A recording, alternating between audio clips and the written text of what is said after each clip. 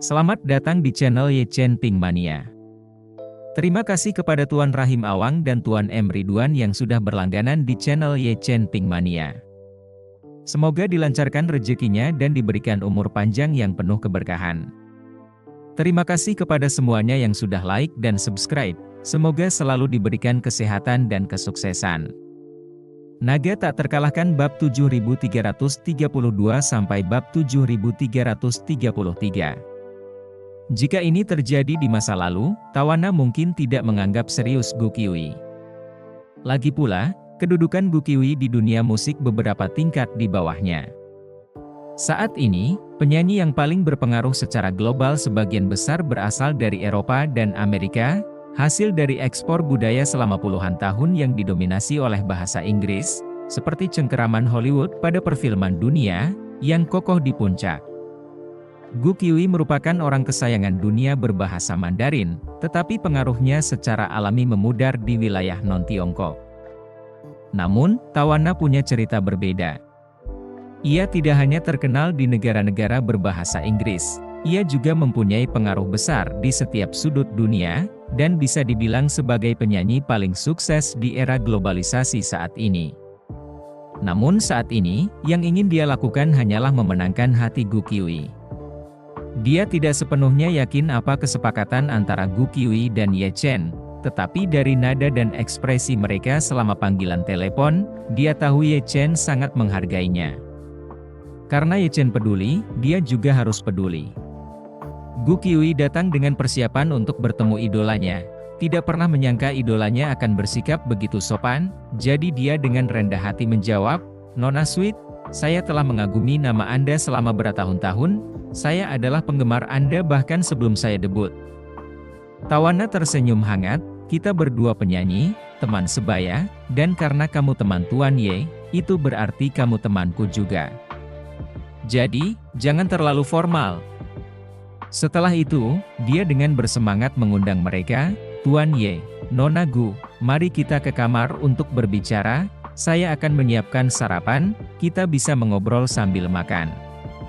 Gu Qiwi segera berkata, "Maaf merepotkanmu, Nona Sweet." Tawana memasang wajah serius pura-pura, "Kalau Nona Gu terus bersikap sopan, aku akan marah, rasanya kamu tidak menganggapku sebagai teman." Gu Qiwi tersenyum, tidak, suatu kehormatan berteman dengan Nona Sweet." Tawana mengedipkan mata dan menyeringai, lalu berpegangan tangan dengannya, "Panggil saja aku Tawana, tak perlu dipanggil Nona Sweet." Sambil berkata demikian, dia menarik Gu Qiwi seperti saudara dekat, dan menuju ke dalam kamar. Suite presiden di Istana Buckingham membentang lebih dari 400 meter persegi, besar dan mewah.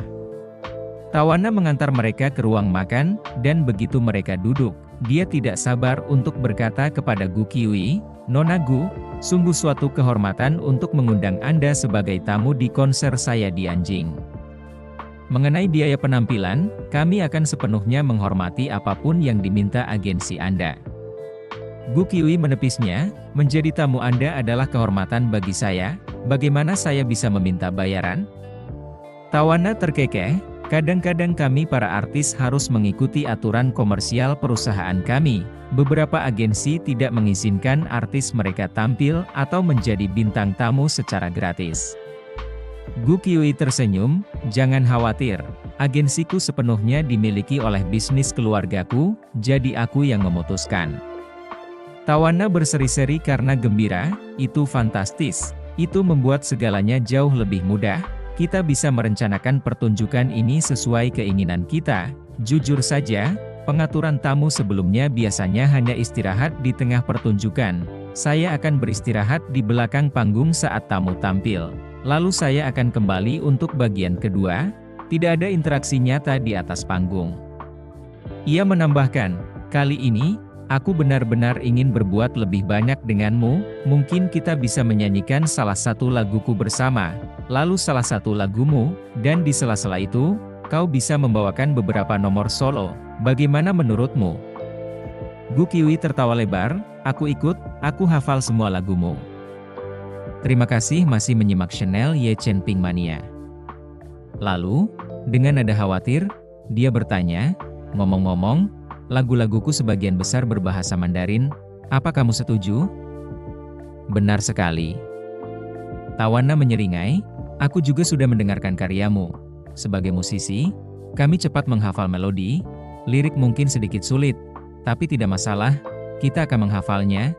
Dan jangan lupa, kami punya teleprompter di tempat, aku bisa menandai pelafalan bahasa Mandarinmu dengan kata-kata bahasa Inggris yang bunyinya mirip, itu akan membantuku mencapai sekitar 70 hingga 80%. Ye Chen, yang duduk di dekatnya, terkekeh, saya pernah melihat trik itu digunakan oleh para penyanyi di mana-mana. Banyak artis Tiongkok menandai lirik bahasa Inggris dengan fonetik Tiongkok ketika mereka bernyanyi dalam bahasa Inggris.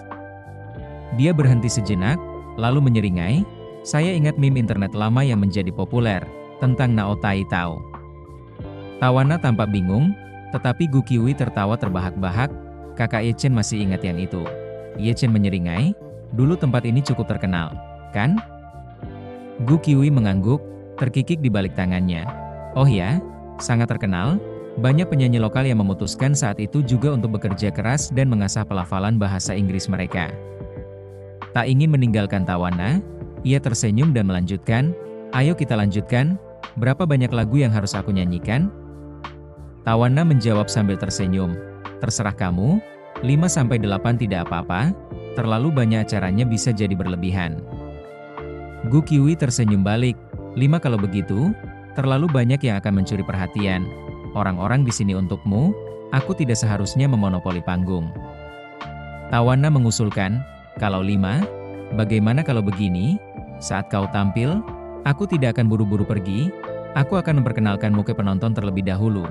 Lalu kau naik panggung, kita nyanyikan salah satu laguku bersama. Aku turun sebentar, kau tampil solo 3 kali, dan untuk yang terakhir, aku bergabung denganmu untuk membawakan salah satu lagumu. Kedengarannya bagus? Sempurna. Gu Qiuyi tertawa, itu pengaturan yang bagus. Mari kita kunci. Kemudian dia menoleh ke Ye Chen, kakak Ye Chen, apakah kamu akan berada di belakang panggung? Tentu saja, Ye Chen mengangguk sambil tersenyum, saya direktur Feng Shui, harus berada di lokasi. Keren. Gu Qiuyi bertepuk tangan dengan gembira, kakak Ye Chen, aku punya lagu bertema pembunuh kuno. Lagu ini membutuhkan pembunuh bertopeng untuk menari bersama. Bagaimana kalau kamu pakai topeng dan bantu aku? Ye Chen melambaikan tangannya. Aku? Menari? Tidak mungkin, aku tidak bisa, lebih baik kamu cari yang profesional. Gu Qiuyi menjadi serius, itu bukan tarian sungguhan, itu hanya untuk efek panggung. Karakternya tidak memiliki gerakan tarian, hanya gerakan bela diri. Saudara Ye Chen, kamu hebat dalam hal itu, kan? Cukup lakukan beberapa gerakan bela diri yang apik, itu sudah cukup. Kalau tidak, kamu hanya perlu muncul di sampingku di beberapa bagian penting untuk berinteraksi, sisanya kamu bisa bergaya bebas di atas panggung. Ye Chen menggelengkan kepalanya. Ah, aku bukan orang profesional. Kalau aku mengacaukannya, bukankah aku akan mempermalukanmu? Gu Qiuyi meraih lengannya, memohon dengan nada manis, saudara Ye Chen, bahkan jika kamu mengacau, itu tidak memalukan, dan dengan keterampilanmu, tidak mungkin kamu akan gagal. Bahkan ada bagian aksi kawat, kamu akan mengenakan pakaian pembunuh kuno, topeng, memegang pedang, terbang di atas kawat, itu sangat keren. Tidak ada wajah yang terlihat juga, topeng menutupi semuanya, bahkan orang tuaku di antara penonton tidak akan mengenali kamu. Mata Tawana berbinar di samping mereka. Apakah itu lagu yang berjudul Assassin? Aku juga menyukainya. Bagaimana kalau kita duetkan lagu itu, dan biarkan Tuan Ye berdansa untuk kita? Bersambung.